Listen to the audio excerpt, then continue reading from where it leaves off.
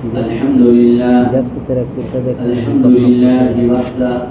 والصلاة والسلام على من لا نبي بعده أما بعد أعوذ بالله من الشيطان الرجيم بسم الله الرحمن الرحيم يا أيها المدثر قم فأنذر وربك فكبر وثيابك فطهر والرجز فاهجر صدق الله العظيم. میرے بھائیوں، دوستوں، بزرگوں، گزشتہ کافی دنوں سے آپ حضرات کے سامنے آقا نامدار تاجدار مدینہ عبداللہ کے پیارے، آمنہ کے دلارے، خدیجہ کے دلبر، ہم سب کے رہبر، عائشہ کے سرتاج، مدینے کے تاجدار، شافی محشر، ساقی کوثر، امام قبلتین محمد رسول اللہ صلی اللہ علیہ وسلم کا سیرت طیبہ کا تذکرہ چل رہا ہے. بات یہ چل رہی تھی کہ پیارے آقا صلی اللہ علیہ وسلم غار حرا میں تھے کہ آپ کے اوپر حضرت جبرائیل علیہ السلام نے اللہ کا پیغام لے کر آپ کے پاس تشریف لائے اور آپ کے سامنے یہ آیت پڑھی اور پیش کیا، اقرأ بسم ربک الذی خلق. اس کی تفصیلی بات چیت آپ کے سامنے ہو چکی ہے. یہ بات بھی آپ کے سامنے آ چکی کہ پیارے آقا کو حضرت جبرائیل نے 3 مرتبہ بھیجا اور بھیجنے کی وجہ کیا تھی، اس کے جو ہے اثرات اور ان کے مقصد کیا تھا، وہ باتیں بھی آپ کے سامنے آئی ہیں. حضرت پیارے آقا صلی اللہ علیہ وسلم اپنے گھر تشریف لے آئے. حضرت خدیجہ رضی اللہ تعالی عنہا نے جا کر ورقہ ابن نوفل کے سامنے یہ سارے واقعات پیش کیے اور بتایا تو ورقہ نے بتایا کہ وہ کوئی اور نہیں، آنے والے حضرت جبرائیل تھے جو پہلے بھی نبیوں کے پاس آیا کرتے تھے. اب آپ کے سرتاج، آپ کے دلبر، آپ کے شوہر پیارے آقا صلی اللہ علیہ وسلم یعنی محمد کو نبی بنا دیا گیا. اب پیارے آقا کو نبی بنا دیا گیا اور آپ کو نبوت کے دولت سے سرفراز کر دیا گیا. آپ اپنے گھر کے اندر تھے. حضرت خدیجہ آپ کے اوپر ایمان لے آئی. حضرت ابوبکر صدیق رضی اللہ تعالی عنہ تشریف لائے، وہ بھی آپ کے اوپر ایمان لے آئے. آپ کو ٹھنڈک لگ رہی تھی،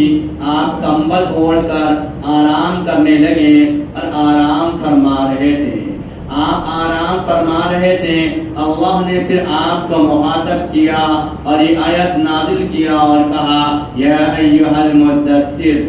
کیا پیارا انداز اپنایا، کیا محبوب کا انداز اپنایا، کیا محبت کا سبق ہمیں سکھایا، کیا عشق کا درس دیا. کیا آپ یہ نہیں کہیں اے محمد، آپ نے یہ نہیں کہا اے نبی، آپ نے یہ نہیں کہا اے رسول، آپ نے یہ نہیں کہا اے میرے محبوب، آپ نے یہ نہیں کہا اے نبیوں کے امام، آپ نے یہ نہیں کہا کہ تمہارے اوپر حالات آنے والے ہیں برداشت کرو، بلکہ آپ نے ان کے اوڑھے ہوئے کمبلی اور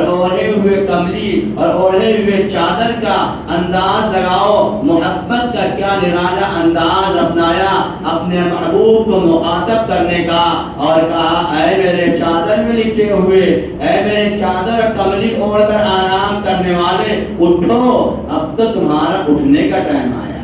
اب تو تمہارا چلنے کا ٹائم آیا ہے. یا ایھا المدثر، اے کمبلی میں لپٹنے والے، اٹھ جاؤ اور اٹھ کر اپنا کام کرنے لگو. اسی صورت کے اندر آگے فرمایا وَأَنذِرْ عَشِيرَتَكَ الْأَقْرَبِينَ کہ آپ اپنے قریبی رشتہ داروں کو ڈرائیے. لیکن یہ آیت پوری صورت ایک بار میں نازل نہیں ہوئی. شروع میں اللہ نے آپ کو مخاطب کر کے کہا دیا کہ آپ اٹھیں اور اے کمبلی میں لپٹے ہوئے انسان آپ کھڑے ہو جائیں اور لوگوں کو ڈرائیں. لیکن کن کو ڈرائیں؟ آپ نے ان کی وضاحت نہیں کی. تو پیارے آقا صلی اللہ علیہ وسلم نے نبوت کا یہ کام، یہ پیغام چھپکے چھپکے لوگوں میں ظاہر کرنے لگے، چھپکے چھپکے لوگوں کے سامنے یہ بات بتانے لگے، یہاں تک کہ آپ دار ارقم میں اپنے صحابہ کو جو ایمان کے اندر داخل ہوتے ہیں ان کو لے کر عبادت میں مصروف ہو گئے.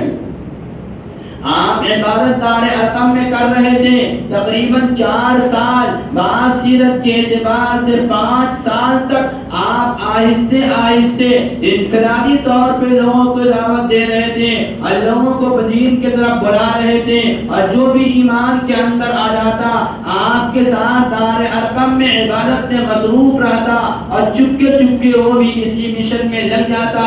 لوگوں کو ایک اللہ کی طرف بلاتا رہتا۔ جب اللہ نے یہ آیت نازل کر دیا وَأَنذِرْ عَشِيرَتَكَ الْأَقْرَبِينَ کہ آپ اپنے قریبی رشتہ داروں کو ڈرائیے، یعنی اپنے قریبی رشتہ داروں کے سامنے ایک اللہ کی وحدانیت کا اعلان کیجئے، پیارے آقا صلی اللہ علیہ وسلم بہت پریشان ہوئے کہ اب کیا کیا جائے، ہمارے قریبی لوگ تو زیادہ متشدد ہیں، ہمارے قریبی لوگ زیادہ سختی کرنے والے ہیں، ہمارے قریبی لوگ زیادہ بدتمیزی پہ اترنے والے ہیں، ہم ان کے سامنے کیسے کہیں؟ آپ اسی فکر کے اندر اپنے گھر میں رہتے ہیں کہ حضرت صفیہ رضی اللہ تعالی عنہ جو آپ کی پھوپھی ہیں، معلوم ہوا میرا بھتیجا محمد اپنے گھر کے اندر ہے، بہت پریشانی میں اس کی زندگی گزر رہی ہے، سوچا کوئی بیماری لگ گئی ہوگی، بھتیجے کی زیارت کرنا چاہیے۔ حضرت صفیہ پیارے آقا کی خدمت میں حاضر ہوتی ہے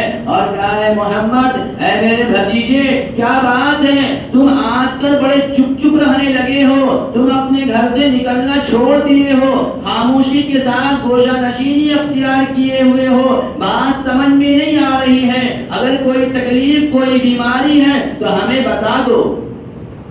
مجھے آپ تذکر بتا دیجئے آپ کو کیا بیماری لگ گئی ہے، آپ کو کیا تکلیف ہو گئی ہے۔ حضرت پیارے آقا صلی اللہ علیہ وسلم نے کہا پھوپھی جان مجھے کوئی بیماری نہیں لگی ہے، میں جو مشن لے کر چلا ہوں، میرے رب نے مجھے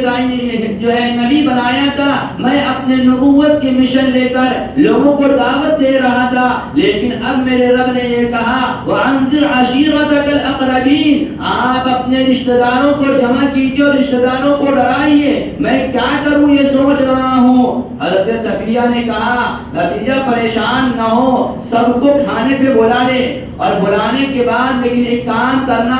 ابو لہب کو مت بلانا، وہ شروع کا بدتمیز انسان ہے، وہ آئے گا سارے مشن آپ کا پھیل کرنے کی کوشش کرے گا، ابو لہب کو چھوڑ دے، اس کے علاوہ اپنے جتنے رشتہ دار ہیں سب کو بلا لے۔ پیارے آقا صلی اللہ علیہ وسلم نے اپنی پھوپھی حضرت صفیہ کی یہ بات کہنے پہ آپ نے اپنے چچا ابو طالب سے کہا چچا جان میرے اوپر یہ آیت نازل ہوئی ہے، میں یہ چاہ رہا ہوں کہ اپنے رشتہ داروں کو بلاؤں۔ آپ نے کہا اچھی بات ہے علی، ایسا کرو کھانے کا انتظام کر دو، آج محمد سب کو بلانا چاہتے ہیں، کھانے کا انتظام ہو جاتا ہے، لوگوں میں یہ دعوت کر دی جاتی ہے کہ آج محمد صلی اللہ علیہ وسلم نے اپنے خاندان والوں کی دعوت کی ہے، خاندان والے دعوت میں آ جائیں۔ سب کو جب یہ بات پہنچی، ابو لہب تک کے بھی بات پہنچ گئی، ابو لہب بھی چلا آیا۔ ابو لہب نے اپنے لوگوں سے کہا اب لگتا ہے کہ جو کام محمد چپکے چپکے کر رہے تھے اب اس کام سے وہ توبہ کرنا چاہ رہے ہیں، لگتا ہے اب ان کا ارادہ بدل گیا ہے، یہ پورا خاندان تو ہمارا ساتھ نہیں دے رہا ہے، کیوں نہ ہو ہم اپنے کام اور اپنے مشن کو بند کر دیں، اس لیے خاندان والوں کو بلا رہے ہیں کہ دعوت کھلائیں گے اور معافی مانگ کر پھر ان کے ساتھ ہو جائیں گے، چلو اب چلتے ہیں۔ جب وہاں گئے کھانے کے لیے تو کھانے کا انتظام بالکل تھوڑا سا تھا، اور پہنچنے والے اپنے لوگ 47 آدمی پہنچ گئے۔ روایت لکھنے والے نے لکھا کہ کھانا تو اتنا تھا کہ ان میں سے ایک آدمی وہ سارا کھانا کھا لیتا، چونکہ وہ لوگ کھاتے بھی زیادہ تھے، اور ظاہر سی بات ہے جب اللہ کا نام لے کر نہ کھایا جائے اور جب اللہ کے عبادت کے لیے نہ کھایا جائے تو انسان زیادہ کھانا کھاتا بھی ہے۔ تو اب وہ انسان جو آنے والے تھے وہ لوگ اتنے بڑے پیٹ کے تھے کہ وہ سارا ایک آدمی کھا لیتا۔ جب اندر آئے تو کھانا دیکھا، پیارے آقا صلی اللہ علیہ وسلم نے کہا ایسا کرو 10 آدمی ایک ساتھ بیٹھ کر کھانا کھاؤ۔ لوگوں نے کہا محمد ذرا کھانا تو دے، کھانا کتنا ہے، آنے والے 47 ہیں۔ آپ نے کہا کھانا تو کھاؤ پہلے۔ جب کھانا کھایا ان لوگوں نے تو کھانا کھا کر بچ گئے، 47 لوگ کھانا کھا لیے، اب اس میں بھی کھانا بچ گیا، اب ابو لہب کھانا بھی کھا رہا اور جلدی جلدی کہہ رہا محمد بات کرو جو تمہیں بات کرنا ہے، جلدی کہو گے، چونکہ ان کے دل میں تو یہ ہے کہ محمد معافی مانگنے کے لیے بلائے ہیں اور یہ ہمارے مذہب میں آنے والے ہیں، اس لیے وہ تقاضا کر رہا ہے کہ جلدی کرو، تم بات شروع کرو۔ پیارے آقا نے کہا اطمینان سے کھا لیجیے، پھر سب کو ایک ساتھ بات کرتا ہوں۔ جب کھا کر فارغ ہو گئے، جب سب اکٹھے ہو گئے تو پیارے آقا نے کہا دیکھیے ہم تو چپکے چپکے لوگوں کو ایمان کی دعوت دے رہے تھے، لوگ دین کے اندر آ رہے تھے، لیکن میرے پیدا کرنے والے رب نے اس بات کے پابند ہمیں بنایا اور کہا وَأَنذِرْ عَشِيرَتَكَ الْأَقْرَبِينَ کہ اپنے رشتہ داروں کو پہلے ڈرائیے، ان کے سامنے ایمان کی دعوت دیجیے، ان کے سامنے اپنے رسالت کے بارے میں بتائیے۔ ابو لہب فوراً کہا تبت لک یا محمد، تو ہلاک ہو جائے محمد، تو نے مجھے اس لیے جمع کیا تھا۔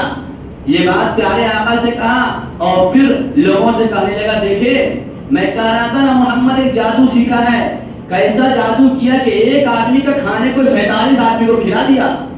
ہم نے اس سب کا پیٹ باندھ دیا کہ ہم لوگ کھائے نہیں، ہم لوگوں کا پیٹ بھر گیا۔ بتاؤ میں تم لوگوں سے کہا رہا تھا، تم لوگ مان نہیں رہے تھے، میں کہہ رہا تھا نا محمد جادو سیکھا ہے، جادوگر ہے، وہ سب کو چھپکے چھپکے جادو کر رہا ہے۔ دیکھو ہم لوگوں پہ بھی سرداروں پہ بھی جادو ایسا چلایا کہ ایک آدمی کا کھانا اور 47 آدمی کھا لیا۔ حضرت صفیہ جو بھوکی تھی وہ کہنے لگی اپنے بھائی ابو لہب سے بھائی ذرا رشتے کا تو خیال کر لو،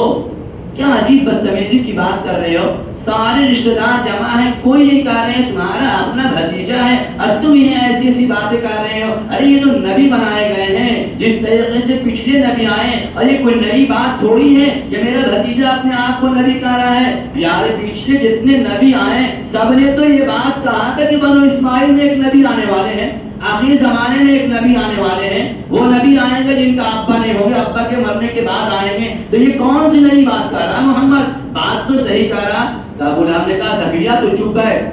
عورتوں والی بات مت کر، تو گھر میں بیٹھی رہتی ہے، تمہیں کیا معلوم دنیا میں کیا ہو رہا ہے، بڑا آئی پچھلے نبیوں کی بات کرنے کے لیے۔ تو وہ اس طریقے سے بدتمیزی سے پیش آنے لگا۔ پیارے آقا صلی اللہ علیہ وسلم ان سے بات کیا کرتے جو اپنے خاندان لوگوں کو جمع کیے تھے، ابو لہب نے اتنا الٹا سیدھا کہنا شروع کر دیا کہ پھر وہ مجلس ختم ہو گئی، اٹھ کر ان لوگ چلے گئے۔ حضرت صفیہ نے کہا بھتیجا میں نے کہا تھا نا کہ ابو لہب کو مت بلانا، باقی سب کو بلا لینا، وہ ہے شروع کا بدتمیز انسان۔ پیارے آقا نے کہا پھوپھی جان میں نے انہیں کہاں خبر بھیجا، میں نے تو اپنے رشتہ داروں کو خبر بھیجا ان کو چھوڑ کر، لیکن پتہ نہیں کسی کے ذریعے انہیں معلوم ہو گیا کہ میں دعوت دیا ہوں، بس وہ بھاگے چلے آئے کہ محمد دعوت دیا ہے، لگتا ہے کوئی بات ہے چلے جاؤ۔ کہ دیکھو سارے لوگ جمع تھے لیکن کسی نے آپ کو برا بھلا نہیں کہا، سب سے زیادہ برا بھلا ابو لہب نے بھی کہا۔ پیارے آقا صلی اللہ علیہ وسلم ان لوگوں کے جانے کے بعد سوچنے لگے کہ اب کیا کیا جائے کیا کیا جائے۔ پھر اللہ نے آپ کو یہ حکم دیا کہ آپ اب اعلان فاصدع بما تؤمر واعرض عن المشرکین، آپ بالکل آپ کو جو حکم دیا جائے آپ اس کو کیجیے، اور مشرکین کے باتوں پہ یا اس کے دمکانے پہ، ان کے ڈانٹنے پہ، ان کے وہ کیا بولتے ہیں ان کے چکر میں مت پڑیے، بس میں جو کہہ رہا ہوں آپ اس پر عمل کیجیے اور آپ اس کام کو کیجیے۔ پیارے آقا صلی اللہ علیہ وسلم نے پھر تمام لوگوں کو جمع کیا صفا پہاڑی کے پاس، بعض روایتوں کے مطابق ابو قبیس جبل کے پہاڑ کے پاس، بہرحال آپ نے جمع کیا سب کو، اور جمع کر پہاڑی پہ جب کھڑا ہونے کے بعد آپ نے لوگوں کو آواز لگائی۔ جب آواز لگا لوگوں نے ایک دوسرے سے پوچھنے لگا کہ کون آواز دے رہا، کیا محمد آواز دے رہے پہاڑ پہ چڑھ کر، پتہ نہیں کیا بات ہے، یہ امانت دار اور سچا انسان کیوں آواز دے رہا۔ اب مکہ کے لوگ وہاں جمع ہو گئے، جب مکہ کے لوگ وہاں جمع ہو گئے تو پیارے آقا پہاڑی پہ کھڑے ہو کر پوچھا اور کہا کہ اے لوگوں، اگر میں یہ کہوں کہ ایک قافلہ پیچھے سے آ رہا ہے جو اس پہاڑ کے پیچھے ہے، جو اچانک تمہارے اوپر حملہ کرنے والا ہے، تم اس بات کو مانو گے یا نہیں مانو گے؟ لوگوں نے بیک زبان ہو کر کہا اے محمد میں آپ کی بات کو کیوں نہ مانوں، آپ آپ نے تو آج تک بچپن سے کبھی جھوٹ بولا نہیں، آپ سے زیادہ سچا انسان تو ہمیں مکہ میں ملا نہیں، پھر آپ کی بات کا انکار کیسے کر دوں، آپ کی بات کو کیسے جھٹلا دوں؟ آپ تو سچے انسان ہیں، آپ پکے انسان ہیں، آپ کی زبان پکی ہے، اس لیے آپ اگر مجھے اس بات کی خبر دو گے تو میں یقیناً مان لوں گا۔ تو پیارے آقا صلی اللہ علیہ وسلم نے فرمایا کہ لوگوں یہ زندگی ہمیشہ کی زندگی نہیں ہے، اس زندگی کا خاتمہ ہے، اس زندگی کے بعد ایک زندگی شروع ہوگی، اس زندگی کے اندر اللہ نے عذاب اور انعامات دونوں مقام رکھا ہے، اس لیے تم اگر یہ چاہتے ہو کہ ہمیں وہاں اللہ کی طرف سے انعام مل جائے اور دنیا کے اندر بھی تمہیں عزت و سرخروئی مل جائے تو لوگوں لا الہ الا اللہ پڑھ دو، یا ایھا الناس قولوا لا الہ الا اللہ تفلحون، اے لوگو لا الہ الا اللہ پڑھ لو کامیاب ہو جاؤ گے، میرے رسالت کا اقرار کر لو کامیاب ہو جاؤ گے۔ سارے مجمع آپ کی بات کو سن رہا تھا، پھر ابو لہب چیخا اور کہا چلو چلو یہاں سے چلو، یہ اس کا علاج کروانا ہوگا، نعوذ باللہ یہ تو پاگل ہو گیا ہے، اس پہ جادو ہو گیا ہے، اس پہ ایسا ہو گیا ہے، خپتی ہو گیا ہے، اس کا دماغ کام نہیں کرتا، چلو پوری قوم کو جمع کر کے یہ عجیب بات کر رہا ہے، کہا سارے بتوں کو چھوڑ دو، ایک اللہ کو مان لو، بھلا یہ ممکن ہے کہ سارا نظام ایک اللہ چلائے، اس نے اس کی بات کو چھوڑ دو، اور لوگوں کو وہاں سے لے کر چل دیا، لوگوں کو وہاں سے لے کر چل دیا تو اللہ نے آیت نازل کی تبت یدا ابی لہب وتب، کہ ہاتھ ٹوٹے اور ہلاک ہو جائے ابو لہب۔ جب یہ آیت نازل ہوئی ابو لہب پریشان ہو گیا، اب پریشان ہو کر وہ سمجھ گیا اب ہماری ہلاکت لازمی اور ضروری ہو گئی کہ اب تو ہم ہلاک ہو کر رہیں گے، اس لیے کہ اب محمد کے پاس تو چونکہ ابو لہب ایسا نہیں تھا کہ وہ جان نہیں رہا تھا یا اسے یقین نہیں تھا کہ یہ نبی نہیں بنائے گئے، اسے یقین تھا اور جان رہا تھا کہ یہ محمد اللہ کے رسول ہیں اور اللہ کے آخر نبی ہیں، لیکن مسئلہ یہ تھا کہ اگر ہم محمد کو اپنا سردار اور نبی مان لیں گے تو ہماری آمدنیاں بند ہو جائے گی، ہماری چودراہٹ بند ہو جائے گی، ہماری کرسی ختم ہو جائے گی، پھر تو لوگ محمد کے پیچھے چلیں گے۔ اس لیے میں کہا کرتا ہوں یہ کرسی کا نشہ بھی شراب اور دوسرے نشوں سے زیادہ خطرناک ہے،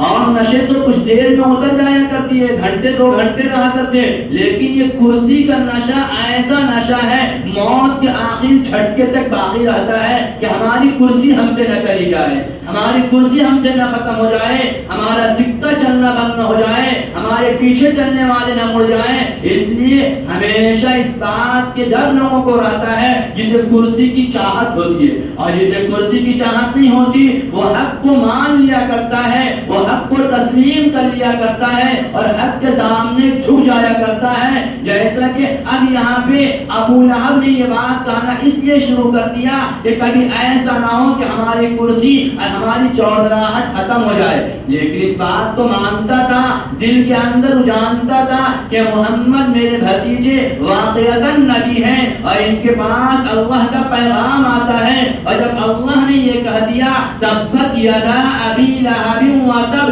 کہ ہلاک ہو جائے، ہاتھ ٹوٹے، برباد ہو جائے ابو لہب، تو اب تو میری بربادی سے کوئی روک نہیں سکتا، مجھے کوئی عزت کی بلندی پہ پہنچا نہیں سکتا۔ اب وہ پریشان ہو کر بعض روایتوں کے مطابق سیرت حدیثیہ کے حوالے سے یہ ہے اب لوگوں کو اس نے پیارے آقا کے پاس بھیجا اور کہا میرے بھتیجے محمد سے کہو کچھ مال وال لے لے اور لے کر میرے لیے اللہ سے معافی وافی مانگ کر معاملہ ختم کر دیا، ہو گیا غصہ میں جو ہو گیا میں نے کہہ دیا۔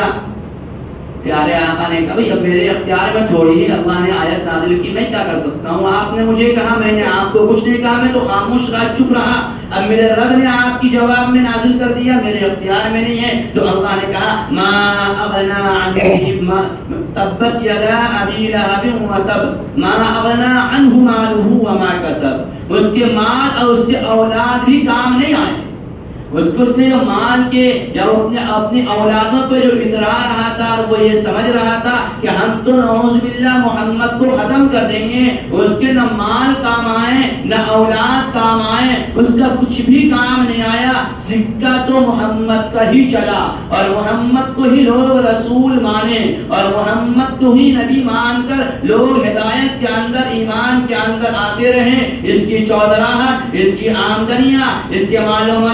اس کی اولادیں، کچھ بھی کام نہیں آیا۔ محمد رسول اللہ صلی اللہ علیہ وسلم اپنے مشن اور اپنے کام میں آگے بڑھتے چلے گئے۔ جب لوگ ایمان کے اندر آنا شروع ہو گئے تو ایک دن ابو جہل نے کہا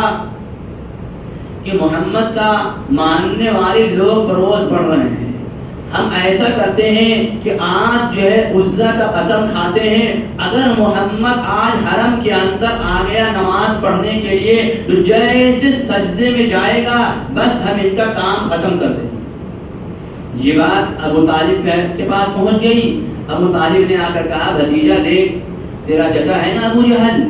اس نے تیرے بارے میں اپنے بت کے قسم کھا کر یہ بات کہا ہے کہ اگر آج محمد آ گئے حرم میں تو میں ان کو چھوڑوں گا نہیں، ان کا سر قلم کر دوں گا، نعوذ باللہ ان کا معاملات ہی ختم کر دوں گا۔ یہ روز کا جو مسئلہ ہے کہ روز ہمارے دین کو چھوڑ کر لوگ ان کے دین میں چلے جا رہے ہیں، باپ دادا کے دین کو چھوڑتے جا رہے ہیں، ہم معاملہ ختم کر دیں گے۔ پیارے آقا نے کہا چچا جان میں تو جس طریقے سے حرم جاتا ہوں اس طریقے سے میں جاؤں گا، اور ابو جہل سے جو ہونا ہے وہ کر لے، مجھے کوئی پرواہ نہیں، اس لیے کہ میں تو حرم جانے والا ہوں اور جاؤں گا، اور جا کر وہاں جس طریقے سے میں نماز پڑھتا سجدہ کرتا ہوں اور میں جا کر کروں گا۔ پیارے آقا صلی اللہ علیہ وسلم اٹھے اور اٹھ کر تشریف لے گئے اور آپ جو ہے نماز پڑھنے لگے۔ سجدے میں جیسے ہی گئے ہیں ابو جہل اور ان کے سارے لوگ سردار لوگ آگے پیچھے چلنے والے لوگ بیٹھے ہوئے تھے۔ پیارے آقا جیسے ہی سجدے میں گئے ابو جہل دوڑ کر جاتا ہے اور ابھی قریب پہنچنے والا تھا کہ اچانک پھر پلٹ کر بھاگ آتا ہے اور ایسا بھاگتا ہوا آتا ہے کہ اس کے چہرے زرد پڑ گئے، کانپتا اور پریشان ہوتا ہوا بھاگ آیا۔ لوگوں نے کہا کیا ہو گیا؟ تم نے تو کل قسمیں کھایا تھا اپنے معبودوں پہ ہاتھ رکھ کر، کیا ان کے قسم کھاتے ہیں کہ کل اگر محمد یہاں آئے نماز پڑھنے اور سجدہ کیے تو میں ان کا یہ کام کر دوں گا؟ اور بڑے ہم لوگوں کو دکھاتے ہوئے تنتنا کر گئے تھے، کیوں واپس چلے آئے؟ تمہارے چہرے یہ زرد کیوں پڑ گئے؟ تمہارے جسموں پہ تپتپی کیوں آ گئی؟ تو بڑا نڈر اور بہادر بنتا تھا۔ ابو جہل تھوڑی دیر سکتے میں رہا، پھر ہمت کر کے کہا میری آنکھ اس چیز کو دیکھ رہی ہے، تم لوگ نہیں دیکھ رہے ہو، اگر میں ذرا سا بھی محمد کے قریب اور ہوتا تو میں برحلاک ہو جاتا۔ لوگوں نے کہا ارے لیڈر بہادر ہم نے سردار بنا رکھا ہے، کیا دیکھ لیا تو؟ وہاں پہ ہے کیا جو تمہیں یہ لگ رہا ہے کہ ہم ہلاک ہو جائیں گے؟ کہ بہت لمبے گردن والا کوئی جانور ہے جس کا گردن اونٹ سے بھی زیادہ لمبا ہے اور وہ بس منہ یوں پھیلا کر کھڑا ہے، میں جیسے ہی ادھر بڑھ رہا تھا وہ میرے طرف لپکنے لگا، اگر ذرا سے ایک قدم بھی اور میں بڑھتا تو وہ مجھے تو ختم کر دیتا، اس لیے میں بھاگے ہوا چلا آیا۔ میرے یہ حالت اس لیے ہو رہے ہیں کہ اب تو اگر میں پڑ جاتا تو میرا وجود ختم ہو جاتا۔ تو پیارے آقا صلی اللہ علیہ وسلم کی حفاظت اللہ نے اس طرح کیا کہ آپ سجدے میں ہیں اور آپ کا جانی دشمن اس کام کو کرنے کے لیے جا رہا ہے، تو پھر اس نے اللہ نے آپ کی حفاظت کے لیے غیب سے انتظام کر دیا۔ لیکن یہیں پہ بس نہیں ہوا، ہونا تو یہ چاہیے تھا کہ چودھری لوگ سن لیے تو اب ان کو توبہ کر لینا چاہیے، محمد کے قدموں میں گر جانا چاہیے اور ان کے ساتھ پہ ایمان لے آنا چاہیے، لیکن نہیں، ان لوگوں نے اب دوسرا راستہ اختیار، دوسرا طریقہ اختیار کیا۔ جب پیارے آقا صلی اللہ علیہ وسلم گھر جانے لگتے تو آپ کے اوپر ایک کیچڑ ڈال دیا کرتا، کچڑے ڈال دیا کرتا، ایک مرتبہ کبھی تھوک دیا کرتا، ایک مرتبہ پیارے آقا صلی اللہ علیہ وسلم اپنے مسجد حرام سے نماز پڑھ کر واپس جا رہے تھے، لوگوں نے آپ کے اوپر گندگیاں پانیاں سروں پہ ڈال دیا کہ یوں بہتے ہوئے نیچے کی طرف آنے لگا۔ حضرت فاطمہ جب سنتی ہے میرے ابا جان کے جسم مبارک پہ غلاظتوں کا ڈھیر ڈال دیا گیا، کیچڑوں کا ڈھیر ڈال دیا گیا، ذرا تصور میں جا کر سوچنا میرے بھائی کہ ایک 5-6 سال کی بچی ہے اور اسے جب یہ بات معلوم ہو کہ میرے باپ کے جسموں پہ کیچڑ ڈال دیا گیا ہے، بتاؤ اس بیٹی کے دل پہ کیا گزر رہا ہوگا۔ اس لیے نہیں کہ ان کے باپ کہیں شرارت کرنے والے، اس لیے نہیں کہ انہوں نے کسی کا مال لے لیا ہوگا، اس لیے نہیں کسی کی عزتوں سے کھیلا ہوگا، نہیں وہ پاکیزہ انسان ہے جس کے پاکیزگی کا ڈنکا بج رہا ہے، جس کے پاکیزگی کا لوگ تذکرے اور چرچے کر رہے ہیں۔ ایسے انسان پہ گندگی اور غلاظت ڈال دی جائے، میرے اور آپ کے نبی کی وہ چہیتی بیٹی حضرت فاطمہ رضی اللہ تعالی عنہا پیالے میں پانی لے کر آ جاتی ہے، برتن میں پانی لے کر آ جاتی ہے اور اپنے ابا جان کے کیچڑ کو صاف کر رہی اور رو رہی اور کہہ رہی ابا جان آپ کے جسموں پہ انہوں نے غلاظت ڈال دیا، گندگی ڈال دی۔ ابا جان کب تک آپ کے ساتھ کے لوگ ایسے ہی کرتے رہیں گے؟ اپنے ننھے ننھے پیارے پیارے معصوم سے ہاتھوں سے سوچو محمد رسول اللہ کے دل پہ کیا ٹھیس لگ رہا ہوگا کہ ایک خوبصورت سی بچی، معصوم سی بچی ننھے ننھے ہاتھوں سے ابا جان کے چہرے کو پوچھ رہی ہے، جسموں سے غلاظت کو صاف کر رہی اور یوں کہہ رہی ابا جان آپ کے ساتھ کے لوگ کب تک ایسا کرتے رہیں؟ ابا جان آپ کو یہ لوگ کب تک پریشان کرتے رہیں گے؟ جب کوئی باپ ٹوٹا ہوا ہو اور کوئی چھوٹا سا بچہ، ننھا سا بچہ باپ کی گود میں آ کر بیٹھ کر اگر پوچھے ابا جان آپ کو یہ زخم کہاں لگا، آپ کو یہ چوٹ کہاں لگا، تب بھی باپ کی آنکھیں نم ہو جاتی۔ یہاں تو پیاری بیٹی پوچھ نہیں رہی ہے، پانی سے صاف کر رہی ہے، چہرے کو پوچھ رہی ہے، روئے جا رہی ہے اور کہے جا رہی ہے ابا جان آپ ان لوگوں نے کیا حالت کر دیا، آپ کیا کہہ رہے ہیں؟ آپ تو بس یہی کہہ رہے ہیں نا کہ ایک اللہ کو مان لو، ایک آسمان کے بنانے والوں کو مان لو، ایک سورج کے پیدا کرنے والے کو مان لو، ایک ہواؤں کے چلانے والے کو مان لو، ایک سارے نظام کے چلانے والے کو مان لو۔ ابا آپ نے کسی کا مال نہیں لیا، آپ نے کسی کو گالی نہیں دیا، پھر بھی لوگ آپ کو گالیاں دے رہے ہیں، آپ کو برا کہہ رہے ہیں، آپ کے جسموں پہ غلاظت ڈال رہے ہیں، آپ کے جسموں کو گندا کر رہے ہیں اور اپنے ننھے ننھے ہاتھوں سے صاف کر رہے ہیں۔ میرے اور آپ کے نبی نے جو جواب دیا، تسلی کے جو جملے کہیں، ان جملوں کو سنو۔ پیارے آقا نے اپنی بیٹی فاطمہ کے سر پہ ہاتھ رکھ کر کہا میری بیٹی رو مت، فکر مت کر، ایک دن ایسا آنے والا ہے کہ ساری دنیا میں تیرا باپ کا دین لایا ہوا پھیلے گا اور ساری دنیا میں تیرا باپ کا کلمہ پڑھا جائے گا، اس لیے میری بیٹی صبر کر لے۔ حضرت فاطمہ رضی اللہ تعالیٰ عنہ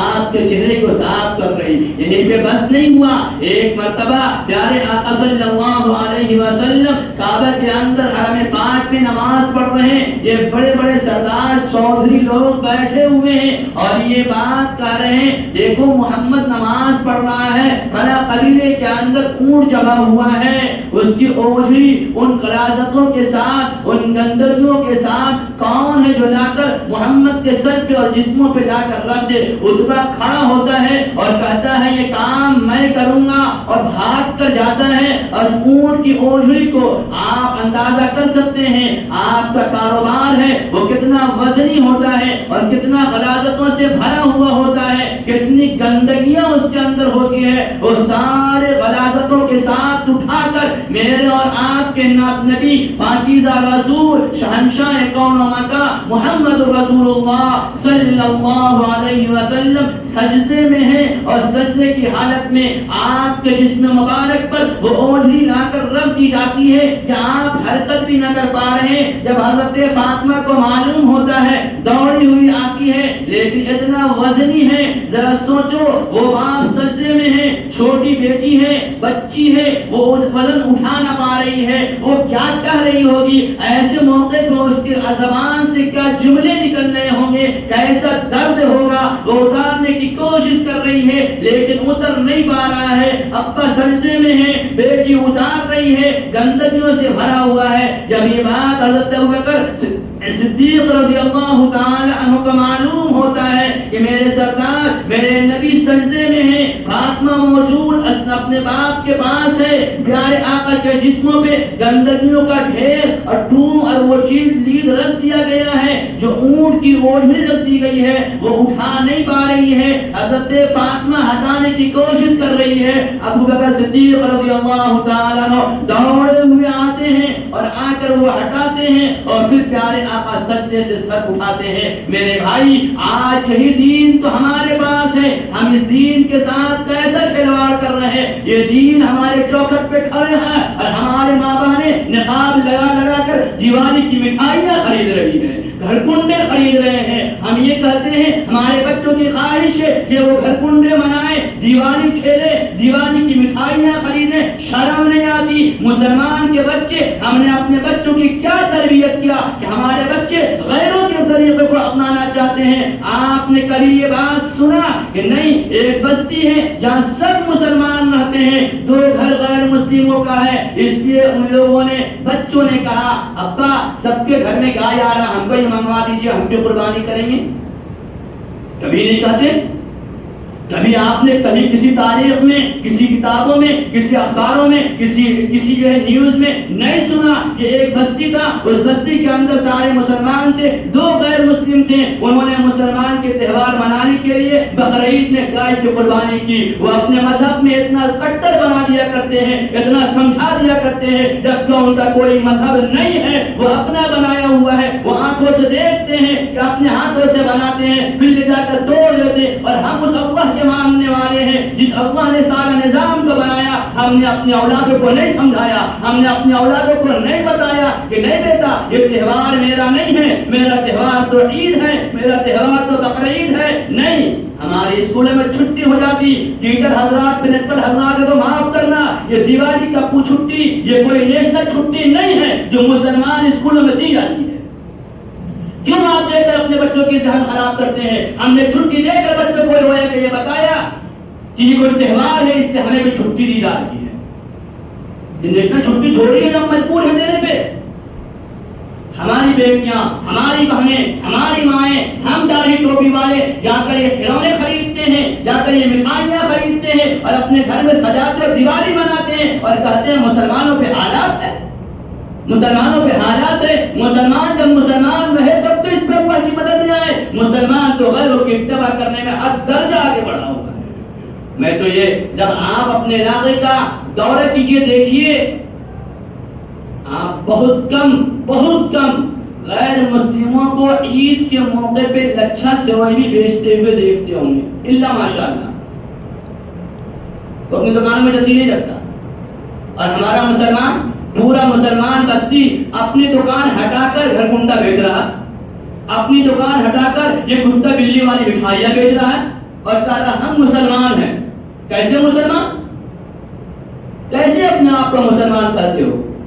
یہ دین جس کے لیے پیارے آقا کے ساتھ ایسے ایسے حالات آئے اور ان لوگوں نے کیا، ان کے آبا و اجداد نے کیا، ان کے لوگوں نے کیا، ہم ان کے طریقے کو اپنانے میں فخر محسوس کرتے ہیں۔ کہتے ہیں بچہ رو رہا، ارے بچہ ابھی تمہارا اس گندے کھلونے کے لیے رو رہا ہے۔ پیارے نبی کی شہید کی بیٹی، عورتوں کے سردار، جنت کے سپاہ سالار حضرت فاطمہ نے رویا ہے باپ کی گندگیوں پہ، ہم بھول گئے؟